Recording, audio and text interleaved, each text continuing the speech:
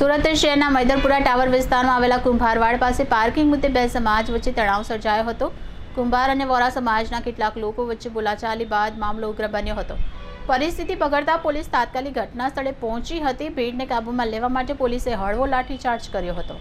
સ્થાનિક સૂત્રો પાસેથી મળતી માહિતી મુજબ મૈદરપુરા વિસ્તારમાં ઝાંપા બજાર કુંભારવાડમાં પાર્કિંગને લઈ લાંબા સમયથી ચાલી રહેલા વિવાદે આજે ઉગ્ર સ્વરૂપ ધારણ કર્યું।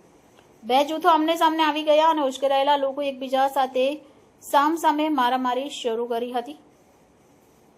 આ દરમિયાન દોડાદોડી અને હોબાળો ફેલાઈ જતા આખો વિસ્તાર રણ મેદાનમાં પરિવર્તિત થઈ ગયો અને મારામારીનો વિડીયો સોશિયલ મીડિયામાં વાયરલ થઈ ગયો હતો। મારામારીની ઘટનાની જાણ થતાં જ તાત્કાલિક પોલીસની ટીમ ઘટનાસ્થળે પહોંચી ગઈ હતી। પોલીસને જોઈ હુમલાખોરોમાં ભાગદોડ મચી ગઈ હતી। પરિસ્થિતિ કાબૂમાં લેવા અને આગળ વધતી હિંસાને રોકવા માટે પોલીસે હળવો લાઠીચાર્જ કરવાનો આશરો લીધો હતો। પોલીસની કાર્યવાહી બાદ વિસ્તારમાં શાંતિ પુનઃસ્થાપિત થઈ ગઈ હતી। આ દરમિયાન આ મારામારીનો એક વિડીયો સોશિયલ મીડિયા પર વાયરલ થયો છે।